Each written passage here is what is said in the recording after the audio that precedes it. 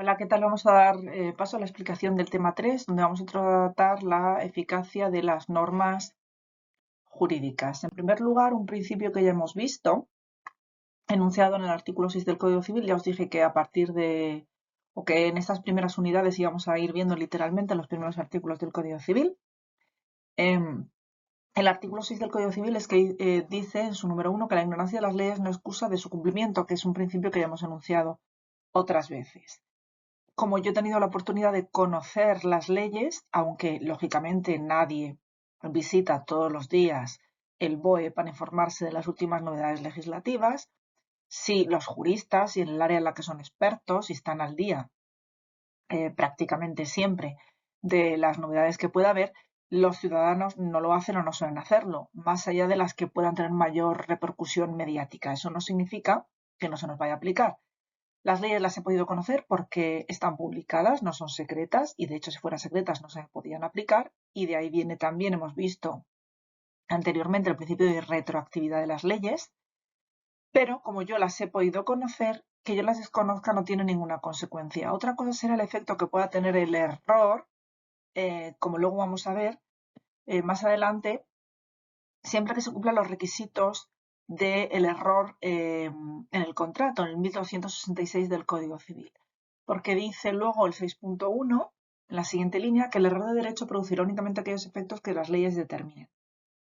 Que yo caiga en un error en cuanto al contenido de la ley, lo que quería decir la ley cuando no lo he comprendido bien, tiene que tratarse de un error concreto, no de cualquier tipo de error, y sobre todo un error en el que cualquiera podría caer. Además, la exclusión voluntaria de la ley aplicable y la renuncia a los derechos en ella reconocidos solo serán válidos cuando no contraríen el interés o el orden público ni perjudiquen a terceros. Hay derechos que son irrenunciables, como los derechos fundamentales. Esto significa que si yo me comprometo a grabar, disponer, transmitir, ceder un derecho fundamental, por ejemplo, dicho acuerdo sería nulo. Eso significa que, imaginaos que yo me comprometo con otra persona a arreglarle pues mi brazo, sí, me lo corto y se lo doy, por muy absurdo que nos pudiera parecer, a cambio de un precio. Ese acuerdo es nulo porque contraría la prohibición de la renuncia a un derecho fundamental, como es en este caso la integridad física. ¿Qué ocurre si a fin de cuentas me corto el brazo y se lo doy? Insisto, por muy absurdo que nos pudiera parecer. Pues que la otra parte no estaría obligada a pagar el precio. ¿Por qué? Porque se trata de un acuerdo, de un negocio, de un contrato nulo. ¿Sí? Porque recae sobre un derecho que no puedo ceder y sobre el que no puedo renunciar. Y también significa que en el caso de que yo me comprometiera a ello, si no cumplo, la otra persona, por mucho que exigiera en vía judicial el cumplimiento de ese acuerdo, el juez no podría imponérmelo de manera forzosa. ¿Sí? La renuncia a un derecho fundamental es nula, porque un derecho fundamental es irrenunciable, y la renuncia a otros tipos de derechos puede ser también nula cuando es contraria al orden público. Y además puede ser no válida o puede ser deshecha cuando perjudica derechos de terceros. Por ejemplo, si yo renuncio a cobrar una deuda o una indemnización teniendo yo deudores, mis deudores podrían invalidar esa renuncia y recuperar por la vía subsidiaria dicho derecho para poder cobrarse ellos, porque en ese caso mi renuncia está perjudicando a terceros, como podría ser también la renuncia a la herencia que luego iría a parar a mis herederos forzosos, etcétera, etcétera. Dice el artículo 7 del Código Civil que los derechos deben ejercerse conforme a las exigencias de la buena fe. La buena fe en derecho civil tiene dos vertientes muy claras. Una, esta que le está dando este artículo en el sentido de el ejercicio de un derecho no con la intención de perjudicar, o lo que vendría a ser la buena intención. Y luego tiene un sentido particular cuando vemos derecho registral, que tiene que ver con la publicidad del contenido del registro y la protección de la buena fe del tercero que confía en el contenido del registro y del que no puedo probar que su conocimiento acerca de que el contenido del registro no fuera, que su contenido acerca de la falsedad del registro existiera, le pudiera perjudicar. Pero eso lo veremos en derecho registral. Pero sí es muy importante tener en cuenta que la buena fe en derecho civil tiene este doble sentido. La ley no ampara el abuso de derecho o el ejercicio antisocial del mismo. Es decir, aunque yo esté ejerciendo un derecho, que es legal y legítimo, cuando abuso del ejercicio de ese derecho o cuando lo hago para perjudicar a otros, abusando de ese ejercicio, se me prohibirá. Insisto, aunque esté ejerciendo un derecho. Ya hemos puesto anteriormente el ejemplo viendo de la doctrina de los actos propios, que es una concreción del abuso de derecho, el caso típico en el que a mí la comunidad de vecinos me prohíbe cerrar o acristalar mi terraza cuando se lo ha permitido ya a otros vecinos, a pesar de que en los estatutos de la comunidad venga prohibido, ¿sí? Aunque la comunidad esté ejerciendo un derecho, no puede ejercer ese derecho de manera abusiva, puesto que ya ha permitido a otros hacerlo y pasó el plazo para poder solicitarles que lo deshicieran o solamente me lo está exigiendo a mí y no a los otros. Por mucho que esté ejerciendo un derecho, lo está haciendo de manera abusiva y no tendrá acceso a la imputación obligatoria de la obligación que surge por mi parte en cumplimiento de su derecho. Bien, como he dicho antes, el error acerca del contenido de la ley en principio no exime del cumplimiento de esa ley. Lo que pasa es que hay un error que puede llegar a tener determinada virtualidad y se compara con el error al momento de prestar el consentimiento contractual. El 1266 del Código Civil es el que regula el error del consentimiento y es el que establece cuáles son los requisitos para que dicho error pueda llegar a invalidar el consentimiento prestado en un contrato. Y esto se vuelve o se aplica en el error de ley. Tiene que ser un error de carácter esencial o determinante y tiene que ser excusable. Es decir, lo que vino a decir el Tribunal Supremo es que cualquier persona con una inteligencia y un conocimiento medio habría caído en ese tipo de error, porque la ley esté mal redactada, porque existan contradicciones evidentes que cualquiera puede hacer notar, etc. No es un error subjetivo en el que solo yo pudiera caer por mi nivel de inteligencia o por mi nivel de conocimiento, viene porque determinado motivo me ha llevado a ese error, el que fuere. Tiene que ser un error en el que cualquiera podría caer. En ese caso podría llegar a no imponerse el cumplimiento de la ley si se cumplen estos requisitos. El principio de iura novit curia lo hemos visto ya en relación a la costumbre jurídica como segundo escalón en la pirámide de Kelsen de nuestras fuentes del derecho en derecho español. Y es aquel principio que puede chocar un poco con la visión general o con los principios más esenciales del derecho civil, en el sentido de que es derecho rogado, es decir, lo que yo no pida al juez no me lo puede dar, se lo tengo que pedir y se lo tengo que probar. Le tengo que pedir y probar, le tengo que pedir que me aplique determinada consecuencia jurídica y le tengo que alegar y probar los hechos. Y todo esto va en relación con el principio de congruencia que en el proceso judicial tiene que existir. Ningún juez puede dictar, o puede, pero sería recurrible o incluso prevaricante, una sentencia en la que, saliéndose por la tangente, se me den cosas que no he pedido o se fundamente en cuestiones que no tienen nada que ver con el caso, ¿sí? Bien, así como el juez tiene el deber de dictar una sentencia de acuerdo a los hechos y a los que considere probados, el principio iura novit curia quiere decir que, aunque estemos en derecho rogado, en derecho civil, puede fundamentar su sentencia accediendo o no accediendo a la petición que se hace en base a la ley que él considere que debe aplicarse y no necesariamente en base a la ley a que yo le alegue. Yo le tengo que alegar los hechos y probarlos y tengo que fundamentar mi petición, fundamentarla en la ley. Ahora bien, él puede entender que por la independencia judicial, porque los jueces no están jerarquizados, no obedecen directrices, porque tienen el deber inexcusable de conocer la ley, puede entender que la ley aplicable sea otra distinta a la que yo le estoy alegando. Y el principio iura novit curia es el que le da libertad para ello.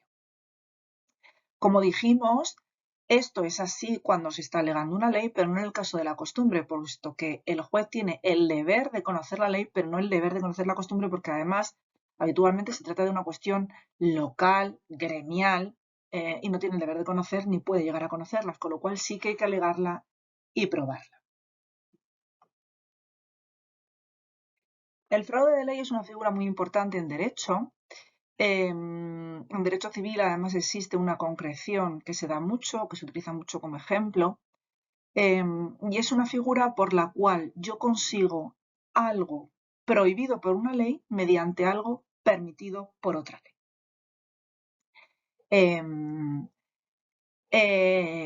El caso concreto que se suele explicar en derecho civil es el de la simulación contractual, que viene a ser una concreción o un ejemplo concreto de fraude de ley. Aunque no estemos todavía explicando derecho de sucesiones, todos sabemos, más o menos por cultura general, que en España, en derecho español, existe una serie de herederos que son forzosos, es decir, yo no puedo sacar de mi patrimonio aquello que forzosamente tengo que dejar a mis legitimarios o aquellos que tienen derecho a una porción de manera forzosa en mi patrimonio. No es que no pueda, es que de hacerlo, una vez fallezca, dichos actos podrán ser impugnados para reponer y traer a colacionar parte de ese patrimonio que ha perjudicado las legítimas de los herederos forzosos. Bien.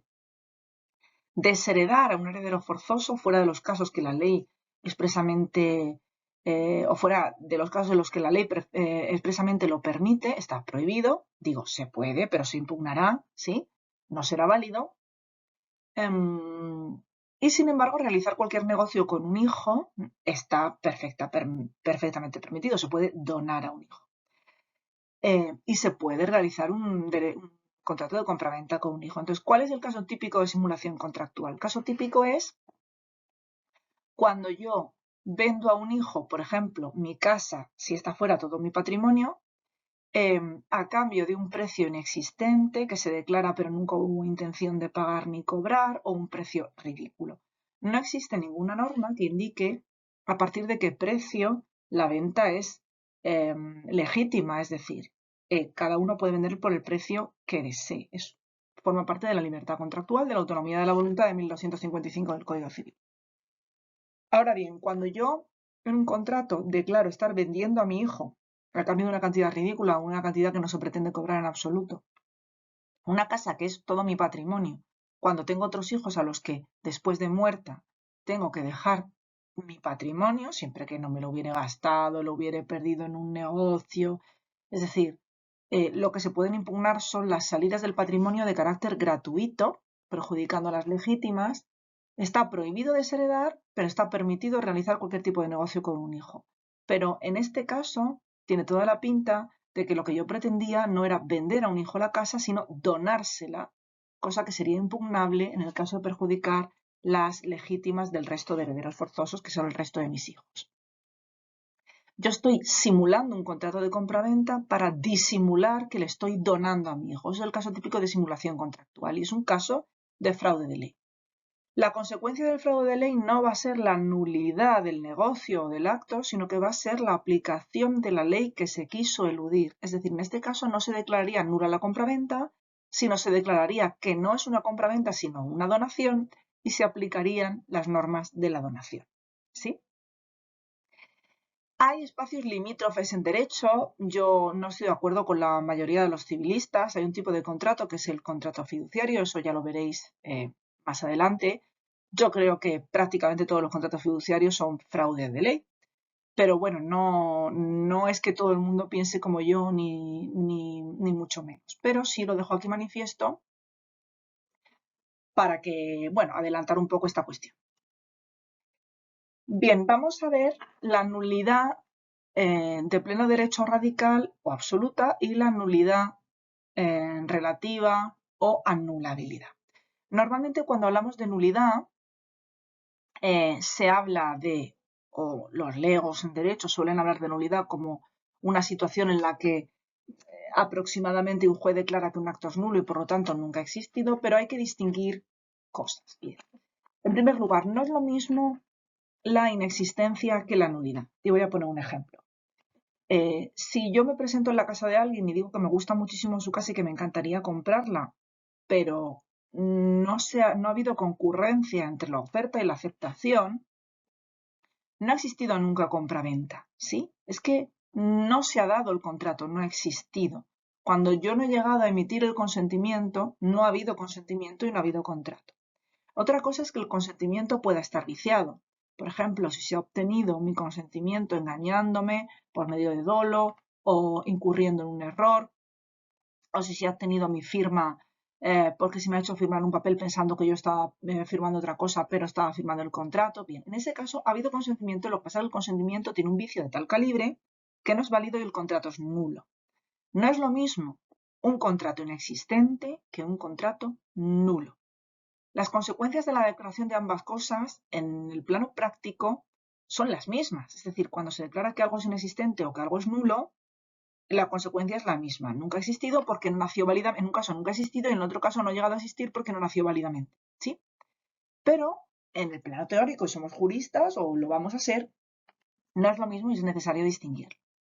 Pero es que tampoco es lo mismo la nulidad que la anulabilidad, como vamos a ver. Cuando se habla de nulidad se habla de dos cosas distintas. Una cosa es la nulidad radical de pleno derecho o absoluta y otra cosa es la nulidad relativa o anulabilidad. Cuando un acto o un negocio es nulo, lo es aunque nadie lo declare. Sin embargo, cuando un negocio o un acto es anulable, será nulo con los efectos de la nulidad a partir del momento en el que se declare, pero antes ha desplegado todos los efectos. ¿Sí? ¿Cuál es el problema? El problema es que muchas veces el Código Civil no dice si es de un tipo o de otro. En ambos casos lo que hay es un problema radical en alguno de los elementos esenciales en el momento del nacimiento del contrato. Y en los dos casos se ha celebrado un acto, un negocio o un contrato incurriendo en un vicio que le hace no nacer válido. Pero, o contrario a una ley imperativa, que sería la definición de nulidad, cualquier acto contrario a una ley imperativa es nulo. Lo que pasa es que a veces la ley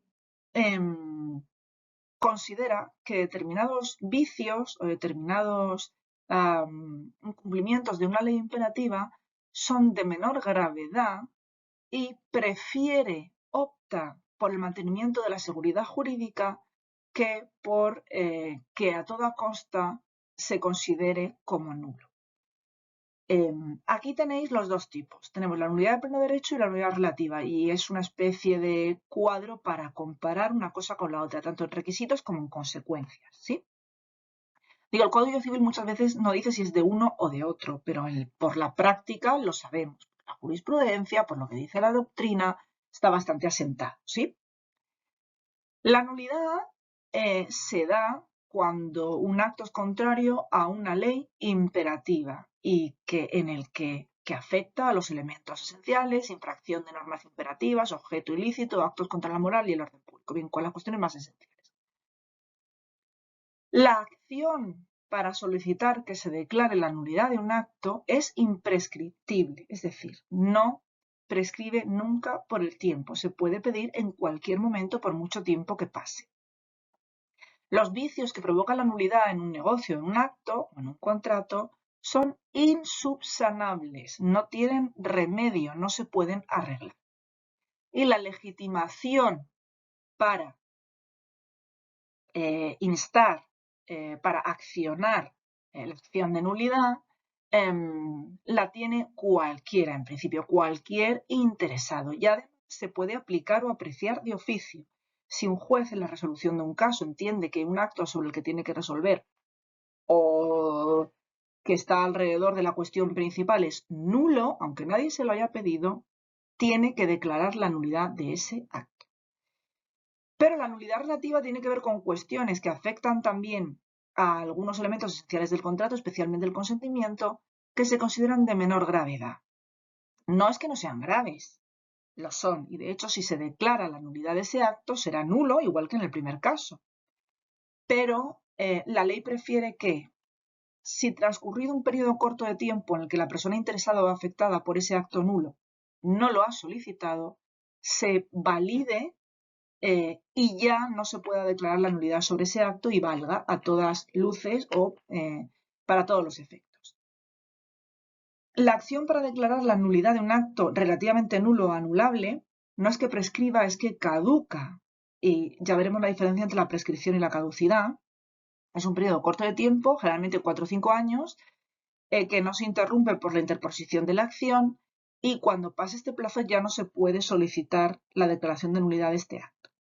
Los vicios son subsanables porque se pueden ratificar por la parte afectada o por las partes afectadas, y la legitimación solamente la tiene la parte perjudicada por el vicio. Como regla general, la nulidad relativa se refiere a actos en los que no había suficiente capacidad o existe determinado vicio del consentimiento. Por ejemplo, actos celebrados por menores de edad, ¿sí? La acción de nulidad es una acción, la sentencia que declara la nulidad es meramente declarativa. Esto quiere decir que la nulidad existe aunque no lo declare nadie y aunque no lo declare un juez. Es decir, en teoría, si yo necesito que surta efectos un determinado negocio y me acerco a una persona particular, a una empresa o a un funcionario, si examinando la documentación o la información que hubiere sobre el caso se entiende que es nulo, lo es aunque no exista ninguna sentencia. Esto es así, pero es cierto que a nivel práctico es muy útil cuando se quiere hacer valer la nulidad de un acto que se tenga dicha sentencia, por seguridad. Pero cuando algo es nulo, lo es, aunque ningún juez lo haya dicho. Sin embargo, en los casos de anulabilidad, aunque naciera nulo, no lo será sin la declaración judicial de dicha nulidad. ¿Sí? Esta diferencia es muy importante, porque los efectos que desplegan inicio hasta la declaración de nulidad son válidos. Aquí lo tenemos explicado. La vigencia temporal de la ley. Bien, ¿cuándo entra una ley en vigor y hasta cuánto dura? Las leyes, todas, salvo aquellas que se publican para regular cuestiones coyunturales o urgentes, como pudiera ser en determinados decretos, tienen vocación de eternidad. Es decir, cuando se aprueba una ley, en principio se entiende que esa ley va a regular una determinada situación y se piensa que quizá en un futuro, cuando cambie la realidad social, pues haya que modificar la ley. Pero en principio nacen con la vocación de ser aplicadas para siempre. Pero las leyes se derogan porque la realidad social cambia y el derecho se tiene que adaptar a las leyes. ¿Cuándo entra una ley en vigor? Una ley entra en vigor cuando se publica y cuando transcurre el tiempo llamado de vacatio legis, que es el periodo que transcurre desde la publicación hasta su entrada en vigor. Cuando la propia ley no dice nada, esta vacatio legis es de 20 días, pero es muy habitual que algunas leyes que sean muy sencillas pongan una vacatio legis muy inferior, por ejemplo, entrada en vigor al día siguiente de la publicación en el boletín oficial, y algunas leyes más complejas que tienen que ser conocidas por todos los operadores jurídicos y que se necesita que puedan ser estudiadas con detenimiento, y se le pone una vacatio legis muy superior, por ejemplo, el año que se le puso a la ley de enjuiciamiento civil. El caso es que hasta que no transcurre la vacatio legis, no entra en vigor la ley.